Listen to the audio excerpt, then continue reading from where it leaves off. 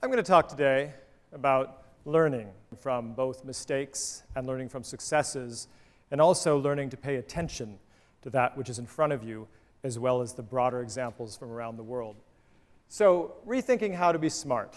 But being smart can mean using technology to sort of have a feedback loop, especially in mobility systems, that the sort of how the cars work and how they move at intersections. You actually have sensors, and they track that, and you learn from it, and your signals change. Or today we have the cars that are learning from each other, and we have the whole interest in artificial intelligence as well, and sort of how that thinking becomes part of how a city works and how a city becomes smart. But one of the ways to be smart is really about understanding where we are and what we do and how we learn from it, and how people have been doing. We've had feedback loops and ways of thinking and ways of learning in the way we move around a city and in the way we make places in the city, and the interrelationship between those two for a long time. And I think as much as we need to look forward to the role of technology and the role of great ideas from other places, we need to make sure that we look at the things we've already done and the types of group behaviors we've already adapted to making it all work. So these are just a few cities. Now, in my life, these are cities that were both study trips and vacations. But the reality is that vacations are really never different. If I could be on the most beautiful beach in the world, and I'd be thinking about what the stormwater management policies were for the parking lot. It's just part of my life. And so it's sort of the busman's holiday theory. Like when I go to a new city, I ride transit to understand it. But that said, sort of some things to think about: connecting the city, reusing infrastructure, rebuilding patterns of the city, how we share space. Sort of a key element here is I'm going to talk about how our public realm of how we move is really also our most important shared space. And then topography and city building, all of which happen to be, and I don't know quite how it happened that almost everywhere I go seems to have steep topography and waterfronts, not unlike Pittsburgh. But you can learn from it. And let me show you a couple of things that I've learned that matter to me. I show this image not only as a kind of portrait of the existential dilemma of planners at large, of where are we going? Which direction? What should we learn here? But also that we did learn something very straightforward. When you look at this, just the fact that we could do all this movement in what is actually a very populous suburb near Tokyo, Setagoya, is that we were on the street walking. We were not being run down by cars. And it was like, oh, the New York area equivalent, you would be run down by cars in this situation. How did they do that? How are we going to learn from this? Now, Hong Kong is an extraordinary place in so many different ways, but one of the ways it's extraordinary is that they have an escalator which is sort of runs through the heart of the city and runs up to the hills, down to the main commercial decor, but then up to the hills, which is residential as well as some commercial activity. And that it is not just this is not a sort of tourist escalator. This is not just a bit of sort of high engineering frippery. This is actually integrated in the system of movement in the city. And it is also transformative in the way that people live and work there, and that they can actually move around the city without a car and cover significant distances that are not impossible on foot, but are an extraordinary effort on foot for people, and would actually interrupt the flow of activity, both commercial and residential and recreational. This is a similar kind of initiative in Medellin in Colombia, where the city is sort of not unlike some aspects of Hong Kong.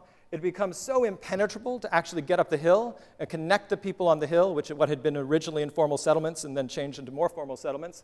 But there was no way to get up.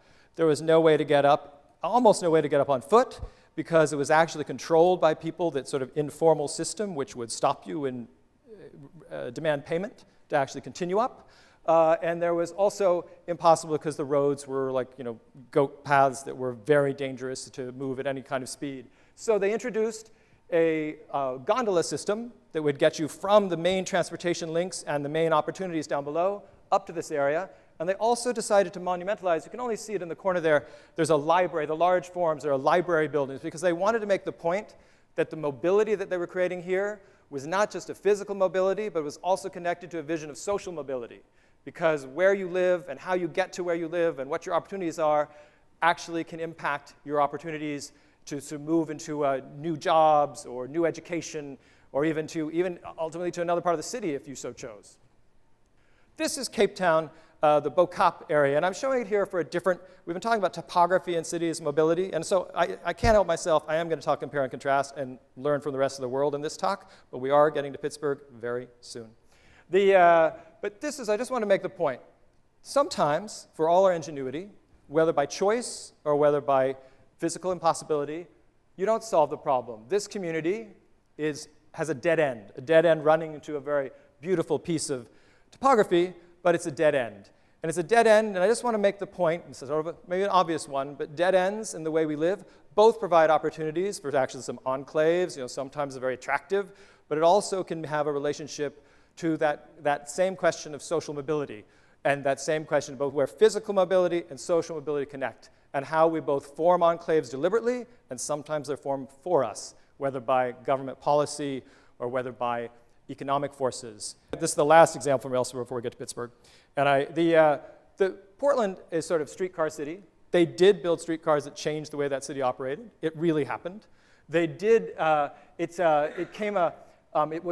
changed the pattern of life. It allowed people not to need a car. It was a meaningful effort. It's not just a cliche. It is a system that really has affected development patterns combined with a very clear planning. Yes. But just to pause for a moment, Pittsburgh often, when I first came here, there was always this chatter, and I may have even said it myself, that Pittsburgh was like Portland. I stopped saying that because it's really not true. This is Polish Hill, as probably many of you may know. And I'm showing it because so much of the time in Pittsburgh, we think we can't do things.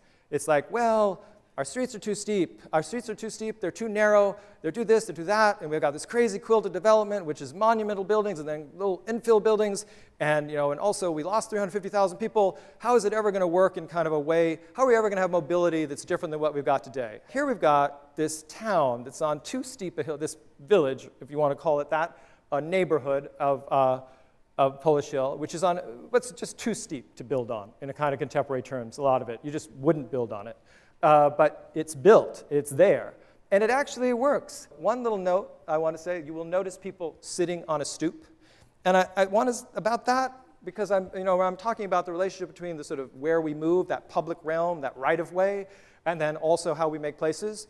And there's an amazing project that was done by Oliver Lake and many collaborators together with the Northside community and with the city of Asylum with this remarkable title, Stoop is a Verb. Now, does anyone know what to stoop is, or stooping?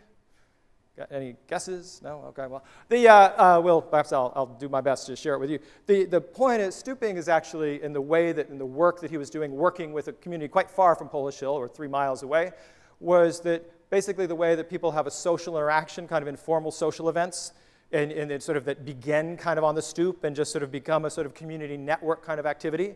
And that, I have noticed that in our city. I've learned about it. And I've also, one of the things that I always think about Pittsburgh is a city that so many places in America forgot how to be a city. Basically, everyone went inside, shut the doors, and hoped to never go out again until they moved to the suburbs.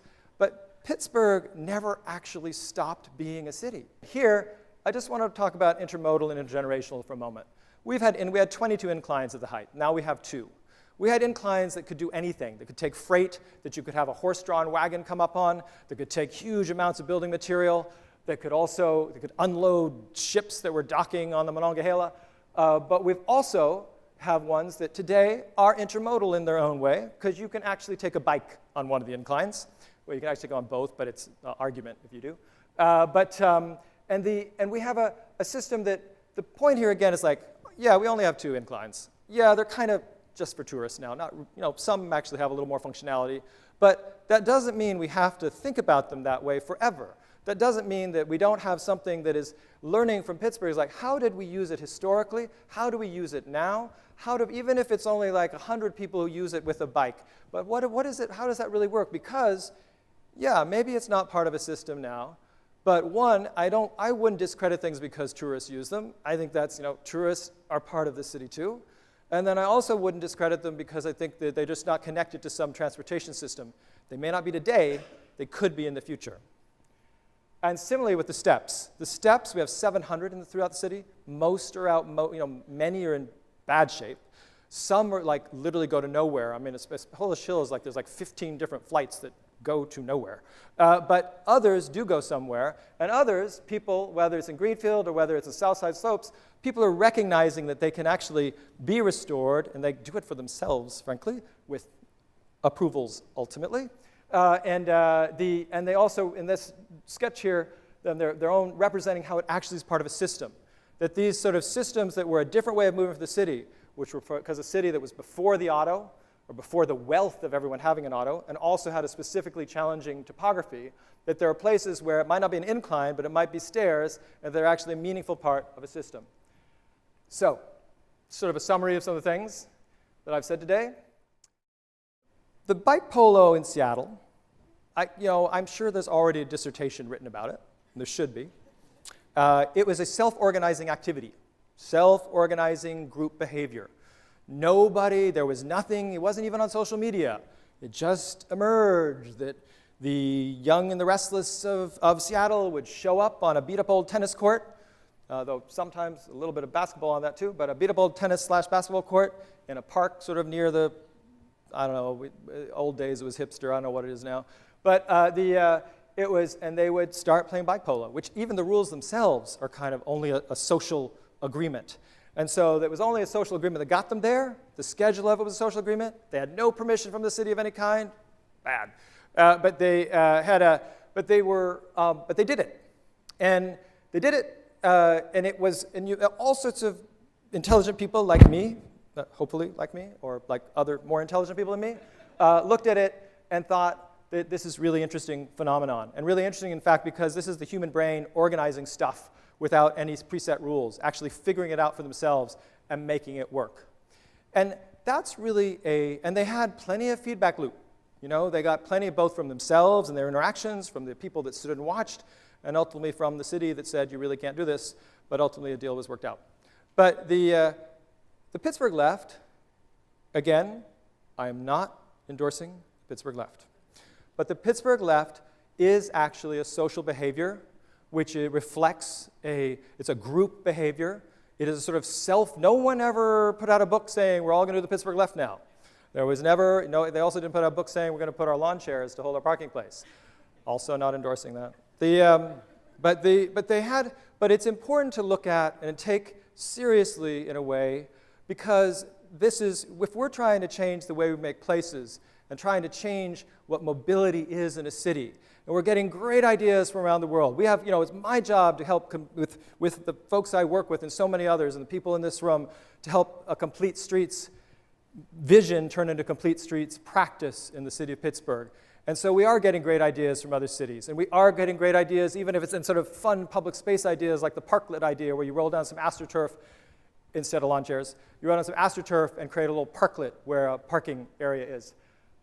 And those are very important, and I don't underestimate their value at all, as you know from the long compare and contrast section of this. But at the same time, we have to take seriously the stuff that's right in front of us and the practices that are right in front of us. Now, it may be that not all behaviors are good. Not all behaviors can survive, and they especially can't survive as the city becomes more mixed and it has a new population mixing with older population. Because if those unwritten rules aren't all shared, they can lead to a lot of havoc and unfortunate situations, as well as I'm not endorsing it. So but the key here is that even so, just as I want to learn from the busways, just as I want to learn from the inclines, just as I want to learn from the railroads that were turned into bike trails or into pedestrian trails, I think we have to learn from the way we do stuff now and the way we have done it, because our brains are actually remarkable at learning and remarkable at creating sort of behavior that isn't always from a rule book, but happens because of a number of decisions of thousands, ultimately millions of decisions made in trying to arrive at a local solution pathway. And again, not all local solution pathways merit surviving, but at the same time, they're just like people who never forgot how to be on a stoop and enjoy their neighborhood, and just like the people who never forgot that you can actually use the steps to get up and to get into your neighborhood, and you don't always have to have a car, that those are things that we can learn from and adapt and use, and that's how we can actually be smart and move forward. Thank you.